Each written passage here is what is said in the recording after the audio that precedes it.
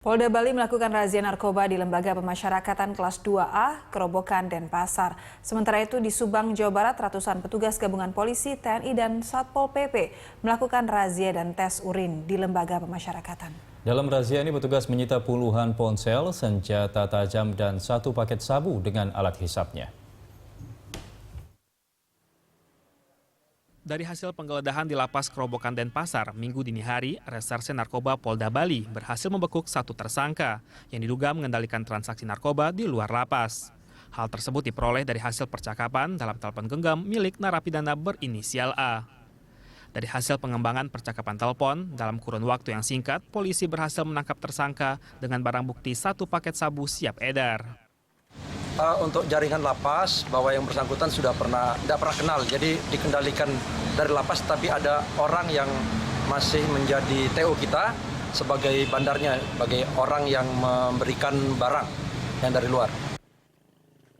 Kedua tersangka diamankan di Polda Bali untuk melakukan penyidikan lebih lanjut. Pihak kepolisian dan Lapas Kerobokan Denpasar akan terus melakukan razia terhadap peredaran narkoba dalam lapas maupun peredaran narkoba di luar lapas yang dikendalikan oleh penghuni Lapas Kerobokan Denpasar.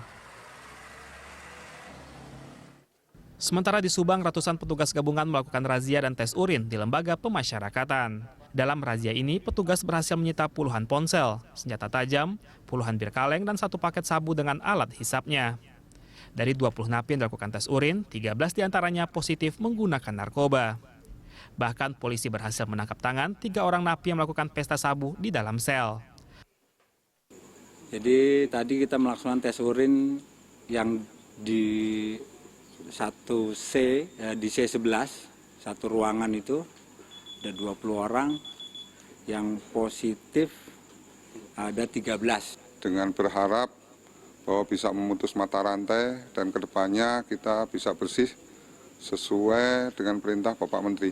Terutama kami juga mengharapkan dari aparat penegak hukum agar juga memantau apakah ada petugas-petugas kami yang terlibat. Apabila terlibat kami minta untuk ditindak. Ketiga napi yang tertangkap tangan melakukan pesta sabu di dalam lapas diamankan ke Polres Subang untuk dimintai keterangan.